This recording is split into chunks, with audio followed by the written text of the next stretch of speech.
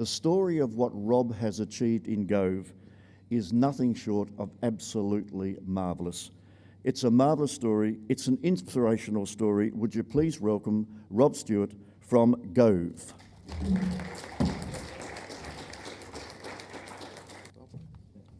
Thank you, Bob. I'd like to get a copy of this story. Check it out. It's all lies, I'm sure.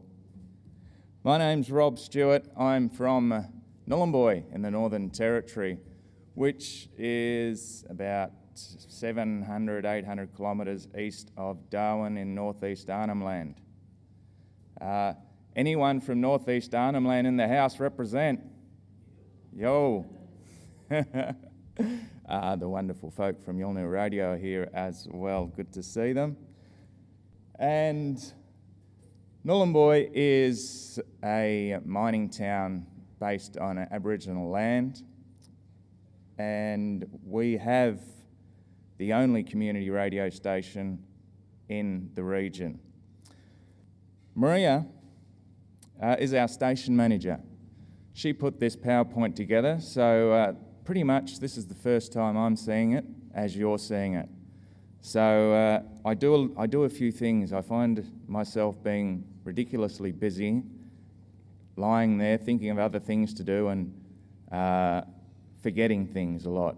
One of the things I forgot to do was put a PowerPoint presentation together. So as I was fanning my nether regions on a holiday, I remembered that, whoops, Maria, help us out and put a PowerPoint presentation together. So I'm going to follow these slides and hopefully I'll be able to say something about them and not move too quickly through them. Gove FM started about 25 years ago, and since then it has seen a lot of changes, as has everybody's station. Technology moves fast and we have to try and keep up. We have a interesting struggle that being remote, if technology was to keep up with us, it would then suffer at the hands of barge freight. It takes forever for anything to arrive in our town. Fresh food people isn't quite what we get where we are. It all has to travel a week or so. So we're used to waiting. We're very used to being patient. If you're not patient and you can't wait, you'll just be very frustrated where we live and possibly move on. So one of the key essential things to learn in remote regional areas is how to be patient, and that's what we have done. Unfortunately, my mind is not a patient mind, but I had to teach myself to be patient, and instead I keep coming up with different things, and others will suffer from it. So when I started 10 years ago at Gove FM, the station was very small, and we saw a lot of opportunities for it to become a better station. I have background in commercial radio, that evil radio, where I worked in WA for a few years. So I'd done academies, I'd done training, I did commercial radio. I had a little bit of an idea of what was going on and what works in radio and what doesn't. Commercial radio, obviously an evil thing that it is, has quite a few good parameters. And I took some of the better parts of commercial radio and started suggesting lots of ideas to the Gove FM crew when I volunteered there, and they were more than happy, you're all right, to take some of those on board, and at least because we are community radio stations, we don't have to sound like we're a community radio station. We can sound like a bunch of bloomin' professionals who just love radio. And after all, that's all we are. We just love radio. I volunteer there. I'm a despised miner. I go and mine for 4 days, and when I'm not doing that, the next 4 days off, I'm at the radio station. That's where you find me. I don't have a life. I don't have any other hobbies. I go to the radio station. I have a very patient partner who doesn't want to divorce me, even though I do spend 4 days of my days off at the radio station. I think it gives her the freedom that she enjoys. She's very patient, very wonderful. And we, as I said, come up with lots of ideas. Far too many for me to go through. So one of the ideas that we did come up with is being in Aboriginal land. We like to try and engage as much as we can with our Indigenous community, and we were providing avenues for some of the Yirrkala kids to come in and do stuff at the station. Anglicare is an organisation up there who look after some of the youth. Some of the youth go down the wrong path, make some poor choices, poor decisions, and often it's not because they chose that way, it's because of the environment that they were living in. So some of those kids were brought into our station as a distraction to try and give them something else to focus on. And we enjoyed that immensely, but what we noticed was how uncomfortable they can be in a foreign environment, in a tight, we're small, we're confined, we're not a huge station. So naturally shy as well, our mob, naturally shy, but incredibly engaging and rewarding. But I thought, better off if I can get the radio station out to the community, because that's a lot more of an enjoyable location than some little town and a tiny little studio with a freezing cold aircon. That's probably the biggest downfall, because it's set to Eskimo in our radio station. We all live in the tropics, and this, to me, I'm currently freezing. I haven't dressed for the occasion, so I've only got myself to blame. But yes, it's cold. This air conditioning's cold. The town's cold. But it makes it hard. So bus. We thought, what I need to do is get hold of a bus. It's not a novel idea. It's not a unique idea. But for the town, I thought what we need to do is get a bus, gut it out, put some stuff in the back of it, and go out to Yirrkala, go out to Ski Beach, take the bus out to the communities and let them have fun as a vehicle. My whole intention was for it to be fun. However, to get the funds to buy a bus for a struggling radio station, we need to convince the people who are going to give us money that it's not all about fun, unfortunately. My ideas are always primarily based around fun. I don't like paperwork. I don't like rules. I struggle greatly. Somehow I get around it, mainly by having other people in a committee and a board who stop me from doing everything I want to do. So we had to then start talking about ways that we could encourage people like Rio Tinto, who are the main funding for this, and they've got a community development fund. So we had to talk about education, finding pathways for the local guys and girls to be able to say that they did something and they were rewarded for it. I think smiling and enjoying it is rewards enough, but Rio Tinto and the Community Development Fund wanted to see things like educational certificates. So the good folk at CMTO came on board with us and assisted us with delivering a Cert 2 in creative media. So we are presently undergoing that endeavour, and it is facing its challenges. The fun part's easy. Getting the kids in the bus to talk, to play songs, to go down to Shady Beach and pull it up there and set it up and That way you can play tunes, talk, and check out the bay to see if there's any turtle or croc activity going on. That part's easy.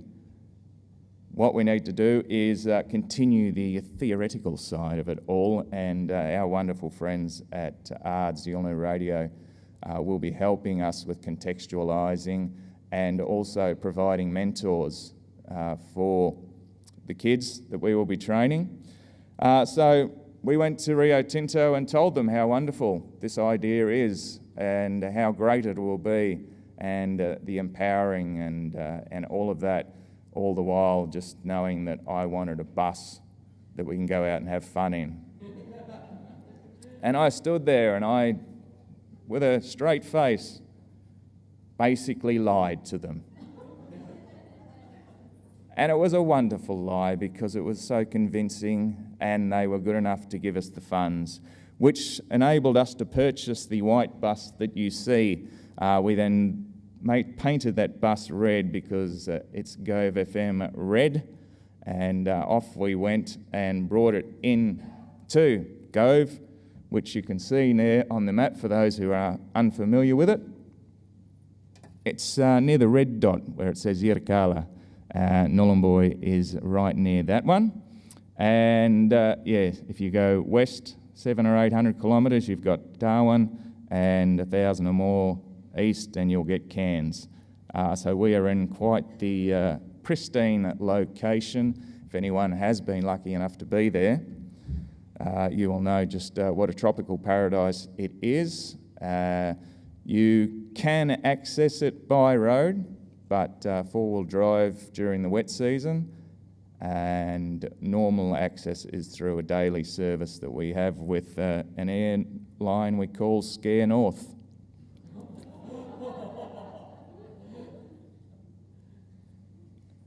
Yirrkala is the first community that we're delivering the training to. We've got 6 students out there who have put their hands up and have begun. That's not what's here on the screen. Next one. That's Shady Beach right there. That's the bus pulled up at Shady Beach, having some fun with the kids from the Yirrkala school there. I'm showing them that that's a laptop, which you can't quite see. In this picture here, you'll see it. There you go, kids, that's a laptop. They already knew that, and so they then proceeded to show me a few tricks with the laptop. And it was really quite empowering. So we, at picture there, the bus is not obviously fully kitted out there. We managed, the easy part was to rip the seats out. That was easy. The hard part was to then build all the cabinetry inside that we needed. We went and approached contractors, and contractors said, sure thing, no worries. Here's our quote for $1 squillion.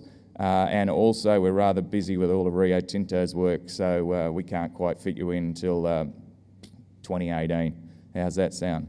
So what we've had to do is then, as we all know, when you're in a community radio station, you start doing stuff yourself. So I'm learning how to now be a cabinet maker.